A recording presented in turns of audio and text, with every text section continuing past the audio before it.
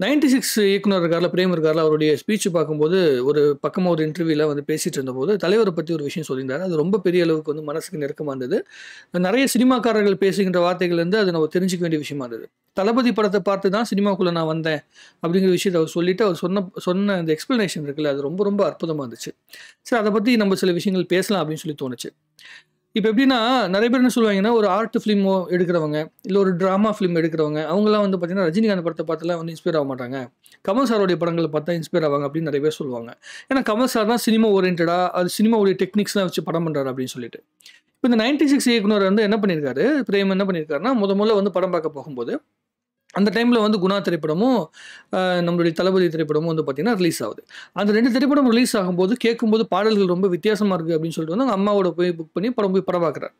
படம் பார்க்கும்போது அந்த படத்துல ஏதோ ஒரு வித்தியாசத்த உணர்றாரு. ரஜினி சாரு, மம்முட்டி சாரு, அதுக்கப்புறமேட்டு அரவிந்த் சாமி இவங்க எல்லாத்தையும் தாண்டி ஒரு வித்தியாசத்த உணர்றாரு. ஸோ என்ன உணர்றாருன்னா, யாரோ ஒருத்தவங்க வந்து எக்ஸ்ட்ரா வேலை செஞ்சிருக்காங்க இந்த படத்துல. அவங்களுடைய இன்ஃப்ளூயன்ஸ் இருக்கனால தான் இந்த படம் வித்தியாசமா தெரியுது அப்படிங்கிறத அவர் உணர்றாரு. உணர்ந்த பிறகு அதற்கப்புறம் தான் வந்து அதில உள்ள ஒவ்வொரு டெக்னீஷியனையா வந்து பார்க்குறாரு. பார்த்து அந்த டெக்னீஷியன்ஸ் வந்து யாருன்னு சொல்லி நோட் பண்ணி, அந்த டெக்னீஷியன் இருந்தாங்கன்னா அவங்களுடைய படம் பார்க்குறது. சின்ன வயசுல நான் வந்து ரொம்ப ரொம்ப அற்புதமா அதிகமா நான் ஃபாலோ பண்ண விஷயம் அதுதான். எனக்கு அந்த சந்தோஷ் சிவன் சாருடைய அந்த கேமரா ஒர்க் வந்து அந்த இருவர் படம் பார்த்ததுலேருந்து எனக்கு ரொம்ப ரொம்ப பிடிக்கும். அதனால சந்தோஷ் சிவன் சார் அப்படிங்கிற பேர் வந்தாலே நான் எல்லா படமும் பார்ப்பேன். அஞ்சான் படம் உட்பட நான் பார்ப்பேன். அவர் ஏதாவது ஒரு விதத்துல அந்த அஞ்சான் படத்துலயோ, இல்ல வந்து எந்த படத்துல வந்து ஒரு கேமரா ஒர்க் பண்ணாலும் ரொம்ப அற்புதமா இருக்கும். நீங்க உரிமைன்னு ஒரு படம் எடுத்தீங்கன்னா தெரியும். சந்தோஷ் சிவன் சார் மிரட்டியிருப்பார். இந்த தளபதி படத்துல வந்து சந்தோஷ் சிவன் சார் ஒர்க் பண்ணதையும், இருவர் படத்துல சந்தோஷ் சிவன் சார் ஒர்க் பண்ணதையும் வந்து தாண்டி யாருமே ஒர்க் பண்ண முடியாது அப்படிங்கிற மாதிரிலாம் ஒரு தோற்றம் இருக்கு. என்னால அடிச்சு சொல்ல முடியும். அவ்வளோ அற்புதமா வந்து கேமரா ஒர்க் பண்ணியிருப்பாரு.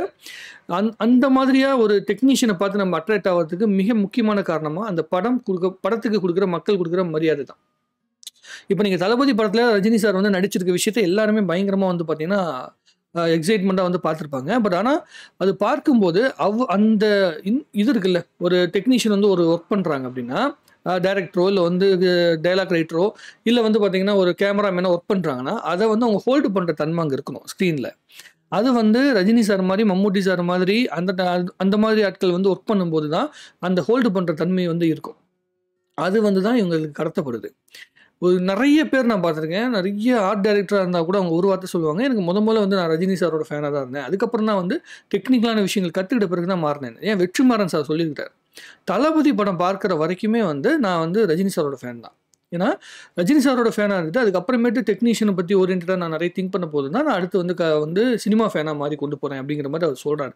ஸோ, சினிமாவ வந்து ரசிக்கிறதுக்கு முதல் காரணமாக ரஜினி சாரும், சினிமாவ கத்துக்கிறதுக்கு காரணமாக கமல் சாரும் இருந்திருக்கிறாங்க. ஸோ, இவங்க 2 பேரும் உருவாக்குன அந்த லெகசி அப்படிங்கிறது ரொம்ப சாதாரணமான லெகசி கிடையாது. ரொம்ப அற்புதமான விஷயத்த தன்னுடைய பாதைகள கரெக்ட்டா 2 பேரும் பிரிச்சுக்கிட்டதுனால தான் எல்லாத்தையும் உருவாக்க முடிஞ்சிருக்கு. இதுக்கு ரொம்ப சிம்பிளான ஒரு உதாரணம் சொல்லணும்னா, என்னங்க ஒரு ஒரு கமர்ஷியல் ஹீரோ பார்த்து எப்படிங்க ஒரு ஆர்ட் டைரக்டர் உருவாகும் அப்படின்னு சொன்னீங்கன்னா, நீங்க ஒரு பெரிய திருவிழாவுக்கு போறீங்க. கிராமத்து திருவிழால. திருவிழாவுக்கு போகும்போது, நீங்க ஃபர்ஸ்ட்டு என்னத்த பார்ப்பீங்க? திருவிழால மிக மிக முக்கியமான விஷயம் என்ன? கடவுள போய் சாமி கும்பிடணும். ஏன்னா கடவுள போய் தான் கும்பிடுறது தான் அங்க வந்து திருவிழாவோட மெயின் விஷயமே. ஆனா ஃபர்ஸ்ட்டு எத பார்ப்போம்? அங்க இருக்க கடைகள பார்ப்போம். என்னென்ன கடையில என்னென்ன பொருட்கள் இருக்குன்னு பார்ப்போம். அதுக்கப்புறம் டான்ஸ் ஆடிட்டு வருவாங்க, டான்ஸ் பார்ப்போம். அப்புறம் வான வேடிக்கை விடுவாங்க, வான வேடிக்கை பார்ப்போம். ஸோ, ஒரு திருவிழாவுல சாமி கும்பிடுற இடத்துல எதுக்கு இதெல்லாம் நடக்குது? கடவுள வந்து கும்பிடுறதுக்கு முன்னாடி, அதாவது நீங்க ஒரு விஷயத்த அந்த கடவுள் அப்படிங்கிற விஷயத்த போய் நீங்க வந்து கும்பிடுறதுக்கு முன்னாடி, உங்கள சுத்தி இருக்க அத்தனை விஷயங்களும் உங்கள அட்ராக்ட் பண்ணுது. ரஜினி சார் எப்படின்னா, அந்த கோயில்கள சுற்றி இருக்கிற அந்த மக்கள கவர்கின்ற ஒரு அற்புதமான விஷயமா சினிமாவ மாற்றியிருக்காரு. சினிமாவ ஒரு கொண்டாட்டமா மாத்துனது ரஜினிகாந்த் அவர்கள். சினிமாவ வந்து எப்படி கொண்டாடணும், எந்த சினிமாவ வந்து டெக்னிக்கலா கொண்டாடணும் அப்படிங்கிற விஷயத்த உருவாக்குனவர் வந்து கமல் சார். அவங்க 2 பேரும் சேர்ந்து உருவாக்கப்பட்ட அந்த இயக்குனர்கள்ல இவரும் ஒரு அற்புதமான மனிதர் அப்படிங்கிறது பார்க்கும்போது ரொம்ப ரொம்ப சந்தோஷமா இருக்கு. இந்த 96 படம் வந்து மனசுக்கு ரொம்ப நெருக்கமான படம். அவருடைய படம் மெய்யழகுன்னு ஒரு படம் வரப்போகுது. 96க்கு அப்புறம் கிட்டத்தட்ட 6 வருஷங்களுக்கு பிறகு இந்த திரைப்படம் வருது. வாழாயன் வாழை வாழவேன்னு ஒரு வாழ்வை வாழவேன்னு ஒரு பாட்டு ஒண்ணு இருக்குல்ல. 96ல ஃபர்ஸ்ட் பாட்டு. அந்த பாட்ட பார்க்கறதுக்காகவே தியேட்டர்ல 4 வாட்டி போய் படம் பார்த்தவன். அதனால எனக்கு ஏன்னா அந்த பாட்டுடைய அந்த டெப்த் ரொம்ப ரொம்ப பிடிக்கும். ஏன்னா நானும் தனிமையில இருக்கிறேன். நானும் பேச்சுலரா சுத்திட்டு இருக்கிறேங்கிறனால, அந்த அந்த லவ் இருக்குல்ல.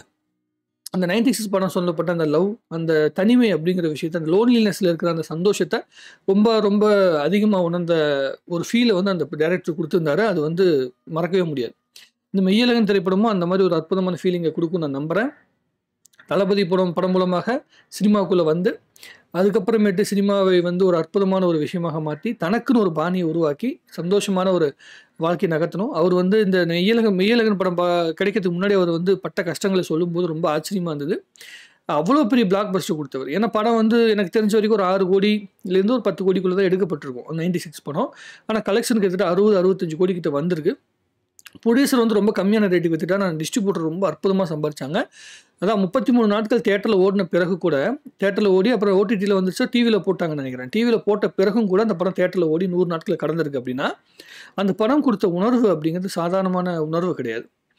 இப்போ கூட நீங்கள் டக்குன்னு இந்த டைரக்டரை பற்றி நம்ம பேசும்போது எனக்கு மைண்டில் தோன்ற விஷயமே, அந்த உடம்பு சரியில்லாமல் ஒரு 3 நாட்கள் வந்து அந்த ஹீரோயின் உடம்பு சரியில்லாமல் 3 நாட்கள் வந்து கழிச்சிட்டு இந்த பையனை பார்க்கணும் அப்படிங்கிறதுக்காக பாதி உடம்பு சரியாகி அதோட வந்துட்டு பின்னாடி திரும்பி பார்க்குற அந்த சீக்வன்ஸுக்காக ஒரு மியூசிக் போட்டிருப்பாங்க. அப்போ அந்த ஹீரோ அந்த ராமோடைய அந்த ரியாக்ஷன் வந்து அந்த பையனுக்கு ஒரு ரியாக்ஷன் கொடுத்துருப்பாங்க. அதை வந்து வார்த்தைகளில் வர்ணிக்க முடியாது. ஒரு நாவல் படிக்கிறோம், அந்த நாவலுக்குள்ளே இருக்கிற அந்த ஃபீல் இருக்குல்ல, அந்த ஃபீல் மாதிரி இந்த படம். அது கிளைமேக்ஸில் வந்து அந்த 2 பேரும் அழுதுட்டு அதுக்காக கடைசியில் வந்து அந்த பெட்டியில் போட்டு மூடி வச்சுட்டு வர அந்த சீன் இருக்குல்ல, அதை வந்து ஒவ்வொரு முறையும் ஒவ்வொரு முதல் காதலை வந்து மனசில் சுமக்கிறவனும் சுமந்திருப்பான். அது வந்து ரொம்ப அற்புதமான ஒரு உணர்வை வந்து லைஃப்பில் வந்து கடத்துச்சு.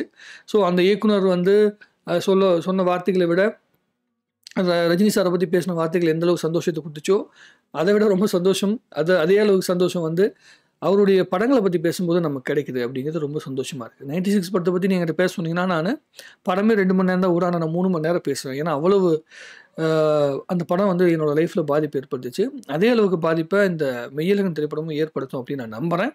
அந்த படம் அவ்வளோ அற்புதமான உணர்வுகளை கடத்துது அப்படின்னு சொல்லியிருக்காங்க. மாமாவுக்கும் மச்சானுக்கு இடைப்பட்ட உறவுகளை வந்து சொல்லியிருக்காங்க. ஸோ பார்ப்போம், பார்த்துட்டு இன்னும் டீட்டெயிலாக பேசுவோம். உங்களுக்கு அவருடைய பேச்சிலேருந்து என்ன தோணுச்சு அப்படிங்கிற விஷயத்தை கமெண்ட்ல எழுதுங்க. இன்னும் நிறைய பேசுவோம். வாழ்க தமிழ்நாடு, வளர்க தமிழ் சினிமா.